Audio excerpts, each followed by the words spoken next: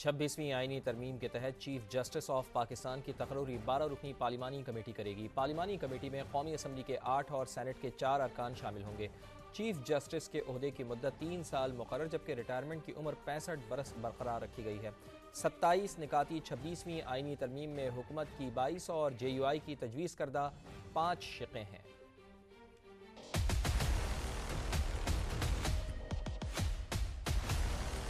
27 نکاتی 26ویں آئینی ترمیم میں حکومت کی 22 اور جے یو آئی کی تجویز کردہ 5 شقیں شامل۔ چیف جسٹس آف پاکستان کی تقرری 12 رکنی پارلیمانی کمیٹی کرے گی۔ کمیٹی میں قومی اسمبلی کے 8، سینٹ کے 4 ارکان شامل ہوں گے۔ تمام جماعتوں کو پارلیمنٹ میں ان کی تعداد کے تناسب سے نمائندگی ملے گی۔ کمیٹی سپریم کورٹ کے 3 سینئر ترین ججز میں سے کسی ایک کو 2/3 اکثریت سے چیف جسٹس مقرر کرے گی۔ نامزد چیف جسٹس کی تقرری قبول نہ کرنے پر ان کے بعد کے سینئر جج کا نام زیر غور لایا جائے گا۔ چیف جسٹس کے عہدے کی مدت زیادہ سے زیادہ 3 سال کر دی گئی، البتہ ریٹائرمنٹ کی عمر بدستور 65 برس برقرار۔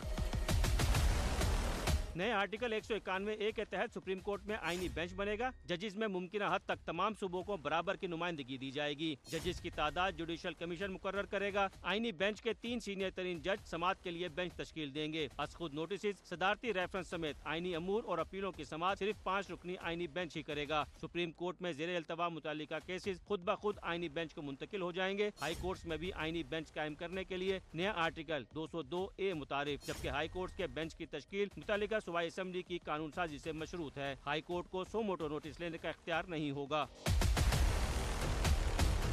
جوڈیشل کمیشن کے موجودہ ارکان برقرار، 4 ارکان پارلیمنٹ اور سول سوسائٹی کا 1 نمائندہ شامل ہوگا۔ اسپیکر کسی خاتون یا غیر مسلم رکن کو 2 سال کے لیے نامزد کریں گے۔ آرٹیکل 187 کے تحت مکمل انصاف کے لیے کوئی بھی حکم جاری کرنے کا اختیار محدود کر دیا گیا۔ حکم صرف اپنے آئینی دائرہ اختیار کے اندر ہی جاری کیا جا سکے گا۔ ججز کو ہٹانے کی وجوہات میں ناقص کارکردگی کو بھی شامل کر دیا گیا۔ اس کے لیے جوڈیشل کمیشن کی رپورٹ کو بنیاد بنایا جائے گا۔